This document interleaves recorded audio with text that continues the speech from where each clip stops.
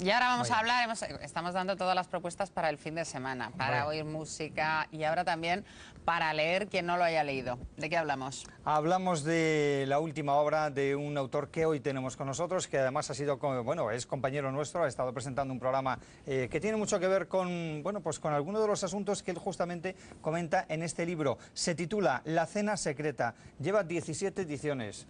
Javier, eres un auténtico bestseller. A ver, ¿cómo es esto? Días. Bueno, sí, el libro, la verdad que en España ha tenido un impacto impresionante y ahora lo que viene es toda la operación internacional, porque el libro ha sido comprado en 38 países. Ajá. Así que 38, pronto... yo había puesto aquí más de 30, pero es que son casi 40, Son casi 40, sí, son casi 40 y además es muy curioso porque ahora empiezan a llegarme las ediciones extrañas, ¿no? Mira, la no, la voy a coreana, sacar por yo porque ejemplo. había dicho, déjame una que la voy a enseñar. Esta es la de inglesa. Esta es la inglesa, Y exactamente. esta, la que tengo yo es la española. La inglesa que ha entrado con muy buen pie, porque en estas fechas lleva ya 6 semanas en la lista de los bestsellers del New York Times. ¿Has así visto que... qué momento teletienda estamos los dos aquí? Perdona, sigue.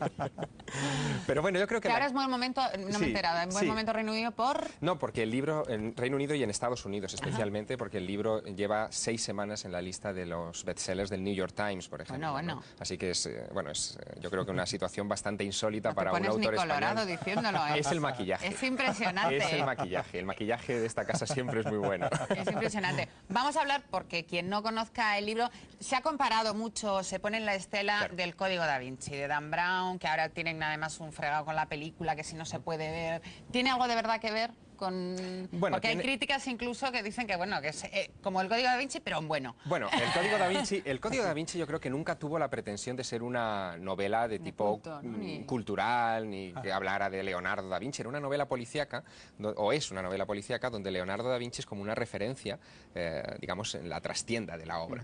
La cena secreta, en cambio, es como un viaje en el tiempo, al siglo XV, en la época en la que Leonardo da Vinci estaba terminando de pintar La Última Cena. Y él pintó una obra que es cierto que está llena de misterios. Muchos de ellos, la mayoría, no están mencionados siquiera en el Código Da Vinci, a la que le dedica 3 páginas en la novela. Por ejemplo, este mural, que tiene casi 9 metros de largo... A ver si lo podemos Sí. poner de alguna manera. Sí, Ahí se está viendo bien. presenta por primera vez en la historia a Jesús y a los 12 discípulos sin halo de santidad. Es decir, es la primera vez que los pintan como hombres y no como seres divinizados. También es la primera vez en la que Jesús no está instaurando el sacramento de la Eucaristía. Todas las últimas cenas anteriores tenían a Jesús levantando la sagrada forma y con el cáliz delante. Esos elementos aquí no están. Y además hay una cosa muy curiosa. Jesús está en esta escena de Leonardo anunciando que hay un traidor sentado en la mesa. Se basa en una frase del Evangelio de Juan: uno de vosotros me traicionará. Y eso convierte esta obra en el acertijo más grande de la historia, porque no es fácil saber quién es Judas. Antes de Leonardo, encontrar a Judas era muy sencillo, era el único que estaba sentado al otro lado de la mesa, o sin halo de santidad, o con un halo de santidad negro, pero resulta que en esta obra están todos detrás de la mesa y es el espectador el que tiene que encontrar al traidor. Y uno... Es como ¿dónde está Wally? Y uno tiene la sensación de que el traidor probablemente es un señor que está aquí, que esconde un cuchillo a la espalda y que está amenazando con la otra mano en el cuello de Juan, del discípulo favorito. Es el único que tiene un arma, el único que tiene una actitud agresiva en la mesa, pero ese no es Judas, ese es Pedro. Y decir Pedro en el siglo XV era como decir el Papa. Es decir, que entramos Sobre ti edificaré mi iglesia. Claro, ¿no? exacto. Es entrar en una controversia política. Esta obra era una obra política también. De hecho, como no había televisión, el mecanismo de propaganda que utilizaban los poderosos era el arte. Incluso la propaganda llega a extremos increíbles en esta obra. Os doy un detalle más, A ver, venga. solo uno. Oye, nos estás picando, luego ya nos dejas eso. Es casi de CSI, verás. A ver. Este personaje de aquí, el segundo por la derecha... Yo no sé es si se puede coger más para que Sí, la ahora gente en os lo- casa os lo lo vea. No, lo digo por la gente en casa. Déjame, Bueno, pues tú te lo sabes de sí, memoria, me este- imagino. ese personaje si de lo ahí- podemos coger para que sea... ¿Vale? Pues ese personaje, el segundo por la derecha, más hacia la derecha tenemos que irnos con la imagen, es un autor... No, hacia el otro lado. Ay. Ahí, ese es. El Ay. segundo por la derecha es un autorretrato de Leonardo da Vinci. Leonardo decidió retratarse dentro de la cena y lo hizo como el discípulo Judas Tadeo, dando la espalda a Jesús. Eso sí que no está contado en ningún sitio, pero te voy a explicar una cosa más. Utilizando un Ahora ya hay software... que cambiar de papel. Un momentito, Sí. un momentito que hay que cambiar de papel. Utilizando un software de reconocimiento facial, que es el que utiliza la policía de todo el mundo, para comparar retratos robot de delincuentes con fotos reales de delincuentes, la comparación de ese Judas Tadeo de la Última Cena con un autorretrato de Leonardo da un nivel de comparación superior casi del 87%, 86,8%. Es decir, es seguro que ese personaje que da la espalda a Jesús es Leonardo. Y sabemos que Leonardo no era un buen cristiano en esa época, era un Además, personaje... experimentaba con muertos. Que estaba Hacía cosas como- muy raras, así que todos esos misterios trato de interpretarlos en mi novela y aporto una hipótesis, es ficción, pero está basada en hechos reales, que creo que será debatida próximamente por los historiadores incluso, porque solamente había una herejía en la Edad Media y en el Renacimiento, solo una, que consideraba a Jesús un ser humano normal, que no lo consideraba divino, que rechazaba comer carne, no hay carne en la mesa de la Última Cena, que rechazaba la Eucaristía. Esa herejía que explica todos los misterios de la Última Cena y que consideraba a Pedro un traidor, era los cátaros.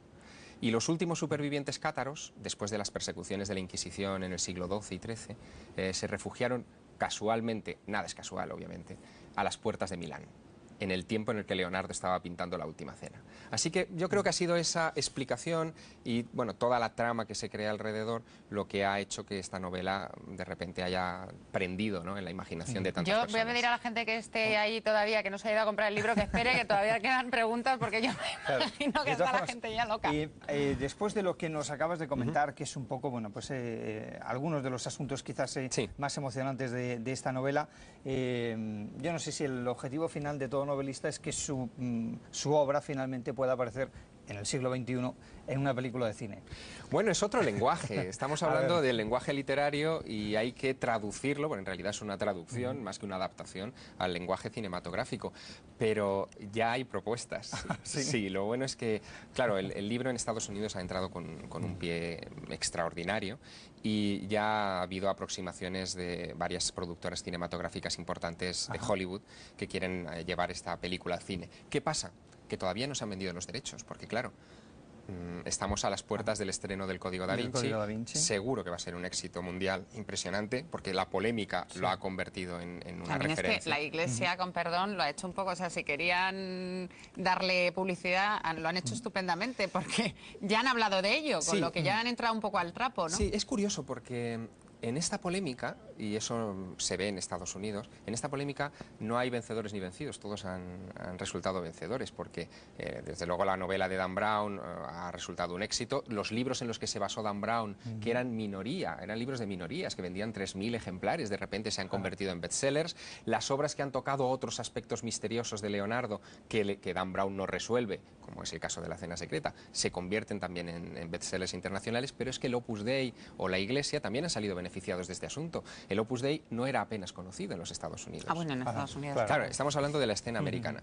Y de repente el Opus Dei se ha convertido en una institución conocidísima en ese país y más lo va a ser después de la película. Pero tendrá una cosa de siniestra allí, Bueno, ¿no? pero hay una máxima en el marketing norteamericano que dice que hablen de ti aunque sea mal. Bueno, eso es del Quijote ladran, Sí. luego cabalgamos. Sí, exactamente. O sea, Así que fíjate, yo creo que incluso eso, si uno consulta en estas fechas la página web del Opus Dei en inglés, descubrirá los miles de visitas que está recibiendo cada día y bueno, las explicaciones que dan nada más entrar en esa página web sobre el Código Da Vinci. Es decir, que esa propia institución está siendo una de las mayores agencias publicitarias de la novela, ¿no? Bueno, curiosísimo. pues no tenemos tiempo para más. Desde luego, bueno, ya los ingredientes de esta cena tan particular, la que ustedes pueden tomar esta noche, no tiene que ver con el alimento, Sí, me lo voy a tiene que leer ver ya, con la literatura. que no me lo había La leído. Cena Secreta de Javier Sierra, no se la pierdan, que merece la pena. Van más de 250.000 ejemplares vendidos